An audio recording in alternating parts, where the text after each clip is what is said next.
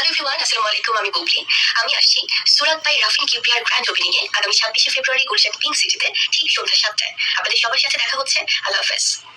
Please আপনি আসবেন না, ম্যাডাম, আপনি আসবেন না। কারণ আপনাকে বিশ্বাস করুন, আপনাকে বাংলাদেশের 100%-এর মধ্যে 85% দর্শক আপনাকে দেখতে চায় না। তো আপনি যাবেন না, আপনি আসবেন না, প্লিজ আসবেন না। কারণ 85% দর্শক আপনাকে দেখতে চায় না। আর যে মানে আর যে পার্সেন্টটা বাকি আছে আপনাকে দেখার ইচ্ছে জাগায়, সেটা আপনার কোয়ালিটিরই। যে 15% আছে ওটা আপনার কোয়ালিটিরই। তো 85% চায় না। আর আপনি ওই 15% মানুষকে দেখানোর জন্য আপনি 85% মানুষকে কষ্ট দেবেন? তো দয়া করে প্লিজ কষ্ট দেবেন না, প্লিজ এরকম কষ্ট দেবেন না, সত্যি বলছি দেবেন না। আপনারা কেউ দেখতে চায় না ম্যাডাম। তো হ্যালো ফ্রেন্ড, আমার চ্যানেলে সবাইকে স্বাগত। আশা করি সবাই ভালো আছো, ভালো থেকো, সুস্থ থেকো। তো প্রথমত আগামী 26 তারিখে আমাদের বুবলি ম্যাডাম নতুন একটা ওপেনিং করতে আসছে। আমাদের বুবলি ম্যাডামের এখন অনেক টাকার প্রয়োজন, অনেক টাকার প্রয়োজন। কারণ ছেলে আবার বাচ্চা জন্ম দিতে হবে, আমেরিকা যেতে হবে, ভাই সেটা একটা বড় অ্যামাউন্ট খরচা তো করতেই হবে, তাই না? তো ফোনটা একটু রেখে নিই। তো যাই হোক, একটা বড় অ্যামাউন্টের টাকা লাগবে, যে টাকাটা আমেরিকায় ওখানকার নার্সিংহোম বলুন, হসপিটাল বলুন, খরচা আমেরিকা বিদেশ বলে কথা, সেখানের সব কিছুতে একটু মানে হাইফাই বাজেট থাকে। তো সেখানের বাজেট মতো তো দিতে গেলে ম্যাডামের কাজ করতে হবে না? ও না ম্যাডাম, তো ও আপনি তো কিং খানের বউ, কিং খান, বাংলাদেশের একমাত্র মেগাস্টার কিং খানের বউ, বাংলাদেশের কিং খানের বউ। আপনার এখনও 7-8 মাসের পেট নিয়ে আপনার এখনও কাজ করতে হবে কেন? আপনার শ্বশুরই এত ভালোবাসে, শাশুড়ি এত ভালোবাসে, তারপরেও কেন আপনি এই কাজগুলো করবেন? দেখুন কেন করবেন? আপনার শ্বশুরই ভালোবাসে, আপনার ননদ নন্দাই ভালোবাসে, আপনার হাজবেন্ড যে আপনার কলিজা, যে আপনার যাকে আপনি মানে এত 8 বছর ধরে এত কাছ থেকে দেখছেন, সেই হাজবেন্ড আপনাকে কি টাকা দেবে না? সে আপনাকে টাকা দিয়ে হেল্প করবেন না? যে আপনার মানে সিজার ডেলিভারি করার জন্য আপনি তার পয়সাটা নিজে জোগাড় করতে হচ্ছে? হায় হায় হায়, এটা আমার কী ধরনের কথা বলুন? আরে আমরা তো গরিব মানুষ, তাও আমার ডেলিভারির খরচা আমার হাজব্যান্ড দিছে। আমার ডেলিভারির সময় আমার শাশুড়ি আমার কোনো কাজ করতে দিত না। আমরা গরিব মানুষ তাই। আর আপনি একজন সেলিব্রিটি, আপনার স্বামী মেগাস্টার, বাংলাদেশে সে কোটি কোটি টাকা এক একটা সিনেমা থেকে ইনকাম করে, আপনি তার বউ হয়ে নাকি আপনি পেট নিয়ে কাজ করবেন? ইস, কী লজ্জার বিষয়, লজ্জার বিষয়। আচ্ছা ম্যাডাম, আপনি একটু কোন দেখি, আপনি একটু খোলাসা কইরা একটু মিডিয়ারে জানান দেখি যে আপনার ভেতরের রহস্যটা কি, আপনার ভেতরের গল্পটা কি, আপনি একটু সেটা একটু খুললা জানান তো দেখি। তাহলে আমরা একটু আপনার নিয়ে শোকবার্তা করতে পারুন, একটু শোকবার্তা করতে পারুন। আপনারা তো মানে এক একজনের মধ্যে দিয়েই যাচ্ছে। এই আমি শাকিব খানের বউ, আমাদের ডিভোর্স হয়নি, তো আমরা সেপারেশনে আগে ছিলাম, এখন একসঙ্গেই থাকি। তো যাই হোক, অনেক কিছু শুনলাম। তো একটু খোলাসা করে জনগণকে জানান যে আপনার আর শাকিবের ভেতরের অরিজিনালি প্রবলেমটা কি, অরিজিনাল সমস্যাটা কি। আমরাও তো একটু জানি, কারণ আপনারা সেলিব্রিটি, আপনাদের মনের কথা, আপনাদের ভেতরের কথা তো আমরা একটু জানতে পারি, বলেন? হ্যাঁ, কারণ আপনার ভক্তরা বড় মুখ করে বলছে আপনি নাকি স্বীকার করছেন আপনি শাকিব খানের বউ, শাকিব খানের বউ, যেটা আমাদের অপবিশ্বাস করতে পারে না। হায় হায় হায়, তাও তো আমরা অপবিশ্বাসের ডিভোর্সটা দেখছি। বিয়েটা নয় দেখতে পারি নাই, আমাদের কপালটা খারাপ তাই দেখতে পারি নাই, কিন্তু অপবিশ্বাসের ডিভোর্সটা তো আমরা দেখছি। অপবিশ্বাসকে যে শাকিব খান বিয়ে করছে সেটার ভিডিও তো আমরা দেখছি, স্বয়ং শাকিব খানই বলছে, এবং শাকিবের বাবা স্বীকার করতো জয় তার নাতি এবং অপবিশ্বাস তার পুত্রবধূ, সেরকম নিউজ আমরা দেখেছি, ভিডিও আমরা দেখেছি। কিন্তু আপনার বেলায় কোনো কিছু আমরা দেখতে পাচ্ছি না কেন? সেটা আপনার শ্বশুরে হোক, আপনার শাশুড়ি হোক, আপনার ননদ হোক, আপনার নন্দাই হোক। ওই ননদের বরকে নন্দাই বলে আমাদের হিন্দুদের মধ্যে, আপনাদের মধ্যে কী বলে জানি না। তো যাই হোক, আর স্বয়ং শাকিব খানই হোক, তো কিছু তো একটা দেখান, কিছু তো একটা সত্যিটা আপনি দেখান। শুধু মুখে বলবেন, ওরকম মুখের কথা যদি পাবলিকে খেত, তাহলে তো পাবলিক এতক্ষণে তো পাবলিক এটাই মানতো শাকিব খান অপবিশ্বাস স্বামী স্ত্রী। পাবলিক তো এটা মানে। এখন তাহলে পাবলিকের ওটাই তো আমরা ধরে নেবো বাস্তবটাকে।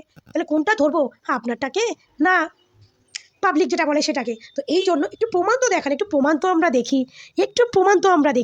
হ্যাঁ, যেখানে কালকে একটা পোস্ট দেখলাম, তুষার আদিত্য আবার একটা পোস্ট করছে, পোস্টটা একটু দেখেন তো। এইখানে তুষার আদিত্য ভাই তার পাশে 2টা নায়িকারে মানে সে শুভেচ্ছা জানালো।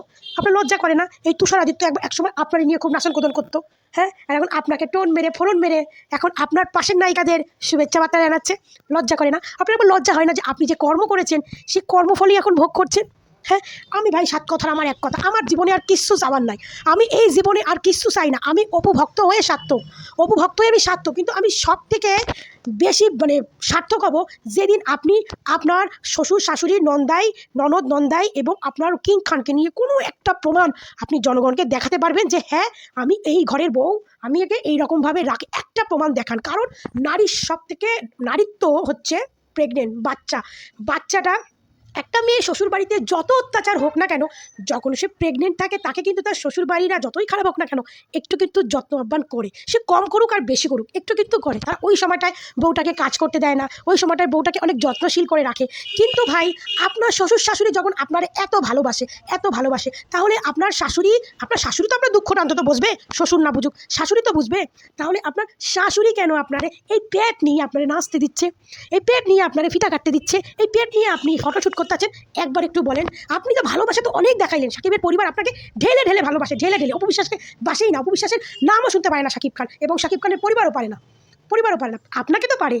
আপনি তো সাকিব খানের বৈধ স্ত্রী, আপনি তো শ্বশুর শাশুড়ি ননদ নন্দাইয়ের ভালোবাসা পাইতেছেন। একটা প্রমাণ তো দেখান, অ্যাটলিস্ট একটা প্রমাণ। আপনি তো আবার লুকিয়ে চুরিয়ে ছবি তুলতে ভালোবাসেন। তো দর্শক আপনার কাছে একটা প্রমাণ চাইছে, আপনার শ্বশুরবাড়ির একটা স্মৃতি দর্শক দেখতে চাইছে। দয়া করে সেই দর্শক একটা লুকানো চুরানো প্রমাণ অন্তত দেখান। বিয়ের কাবিননামাটা বাদ দিন, অন্তত লুকানো চুরানো একটা প্রমাণ তো দেখান। অপু বিশ্বাসের সঙ্গে একটা ছেলের নতুন ফটোশ্যুট দেখলাম, যে ছেলেটা ফটোশ্যুট করেছে। তো সেইখানে অপু বিশ্বাসের সেই ছেলেটার ছবি নিয়ে সবাই মা ছেলে। আরে ভাই, অপু বিশ্বাসের থেকে ছেলেটা হয়তো বয়সে ছোট হতে পারে, কিন্তু একটা মানানসই আছে, তাও মানাচ্ছে। তোমার পরকীয়া রানীর মতো ওয়াসিম খানটা হাঁটুর বয়সী একটা ছেলের সঙ্গে ভিডিও করছে, মানে ফটোশ্যুট করছে, আর তোমরা তার সঙ্গে এই ছেলেটার তুলনা করছো। আরে এই ছেলেটা আমি মানছি অপু বিশ্বাসের বয়সী বা তার থেকে ছোটও হতে পারে, কিন্তু দেখে কিন্তু মনে হচ্ছে না ছেলেটাকে যথেষ্ট অপু বিশ্বাসের সঙ্গে মানিয়েছে। একদম মা ছেলে মনে হচ্ছে না, বুঝলে? সবাইকে ওয়াসিম খান ভেবো না, আর ওই যে কী বলে, প্রেশার কুকারের ডিরেক্টর প্রডিউসারের নাম কি, রায়হান রাফি নাকি? লজ্জা পাইতাছি আমি। একটা খুশখবর আছে রায়হান রাফিকে নিয়ে, কয়েকদিন পরে কমু। একটু কথাটা আমি ভালো করে শুই না নি, আগে নিজে মানে স্যাটিসফাইড হই যে এটা সত্যি কথা, তারপরে তোমাদের কমু।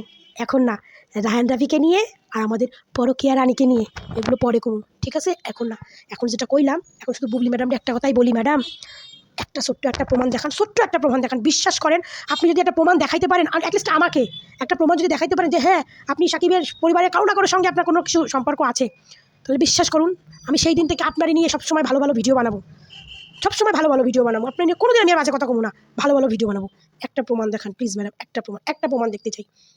আপনি তো প্রমাণ দেখাতে ভালোবাসেন, একটা প্রমাণ দেখান, অ্যাটলিস্ট আমাকে দেখান। আর আমাদের অপু বিশ্বাসের তো কোনো কথা হবে না। অপু বিশ্বাসের যে নিউ শ্যুটটা আছে, শ্যুটটারে নিয়ে পরে কমু। তো কিন্তু ওই শ্যুটটারে নিয়ে পরকীয়ারানীর ভক্তরা কইতাছে নাকি মাসলি লাগতেছে। দেখেন তো মাসলি লাগছে কিনা, তো বিষয়টা পরে কথা কমু। আরে এত সবসময় এত যদি বইলা ফেলি, তাহলে তো ভিডিও এত বড় হয়ে যাবে, তো তোমরা দেখতে চাইবা না। যে এত বড় ভিডিও কে দেখে, টাইনা দেখবা, কিছু আগামাতা বুঝবা না, ভুলভাল কমেন্ট করে বসবা। তো এই জন্য বললাম, যেটুকানি দিতে সেটুকানি ভালো করে দেখবা, আর বুঝতে মতো একটা কমেন্ট করে যাবা, ঠিক আছে? তো ভালো থাকবা। রায়হান রাফিকে নিয়ে একটা সুখবর আছে।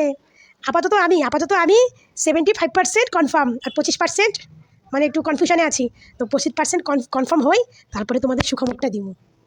টাটা সবাইকে, মানে অগ্রিম ঈদের শুভেচ্ছা। তোমাদের রোজা এখন চলছে, খুব ভালো চলুক, তোমরা ভালোভাবে রোজা কাটাও, সুন্দরভাবে রোজা কাটাও।